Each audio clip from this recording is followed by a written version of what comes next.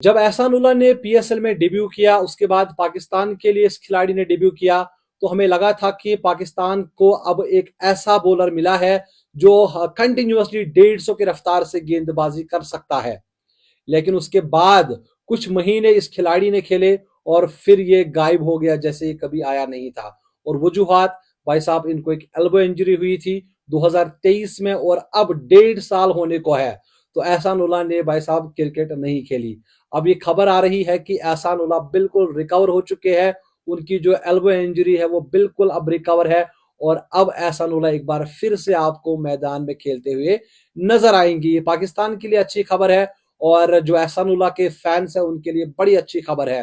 अब पहले जब इनको इंजरी हुई थी ना एल्बो में, तो काफी सारी ऐसी खबरें आ रही थी कि भाई साहब इनको ना अर्ली डायग्नोस नहीं हुआ, उसके बाद मिस हैंडल किया गया इसके केस को और ज्यादा तवज्जो नहीं दी गई और फिर उनको यूके भेजा गया और पीसीबी ने सारा जो खर्चा है वो उठाया और वहां पर उनको एल्बो की सर्जरी हुई और अभी वो रिहैब कर रहे हैं। अब वहां पर जो रिहैब है वो भी कंप्लीट हुआ है और जब वो रिहैब कर रहे थे तब भी उनके जो वालिद साहब है उन्होंने एक वीडियो बनाया था जिसमें उन्होंने कहा था कि भाई साहब उनको यहाँ पर भी ठीक तरीके से हैंडल नहीं किया जा रहा है, वो फैसिलिटीज अवेलेबल नहीं है और इनको आप एनसीए भेज दीजिए। लेकिन फिर जो एहसानुल्लाह है उन्होंने भाई साहब एक्सप्लेनेशन दी थी कि ऐसी कोई बात नहीं है, मैं बिल्कुल यहाँ पर अच्छे से रिहैब कर रहा हूँ और रिकवर कर रहा हूँ। और आज भाई साहब जो एहसानुल्लाह है वो अब गेंदबाजी भी करते हुए नजर आ रहे हैं। हालांकि उनकी वो स्पीड फिलहाल नहीं दिख रही है, 130 135 की रफ्तार से वो गेंदबाजी कर रहे हैं। और ये अमूमन सी बात है, जब आप भाई साहब एल्बो इंजरी आपको होती है, आप सर्जरी करते तो आपकी स्पीड में थोड़ी बहुत गिरावट तो हो जाती है।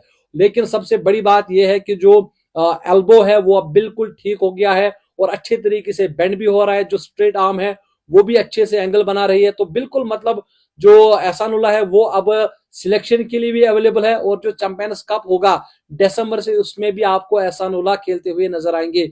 अब ये देखने वाली बात है कि क्या पीसीबी उनको कोई मौका देगी या उनको डोमेस्टिक में एक बार फिर से परफॉर्म करना पड़ेगा, उसके बाद ही फिर उनको मौका दिया जाएगा। पाकिस्तान को एहसानुल्लाह की सख्त जरूरत है क्योंकि इस वक्त जो पाकिस्तान के पास बॉलर्स है भाई साहब, सभी का जो रफ्तार है वो बिल्कुल नीचे आ गया। आप देखें नसीम शाह जो लगातार 145 की रफ्तार से गेंदबाजी कर रहे थे, लेकिन अब उनकी भी स्पीड कम हो गई है।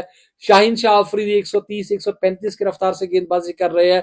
तो यहाँ पे भाई साहब आपको चाहिए कि एक ऐसा बॉलर हो हारिस रऊफ की तरह, जिनके पास स्पीड हो, जिनके पास रफ्तार हो, जिनके पास एग्रेशन हो। तो वो एक ही है, वो एहसानुल्लाह। तो एहसानुल्लाह के लिए बड़ी अच्छी खबर है या उनके फैंस के लिए बड़ी अच्छी खबर है कि अगर वो वापस आ जाते हैं तो भाई साहब वो पाकिस्तान को लंबा सरू कर सकते हैं। फिलहाल आप मुझे इजाजत दीजिए, आप अपना बहुत सारा ख्याल रखिएगा। अल्लाह हाफिज।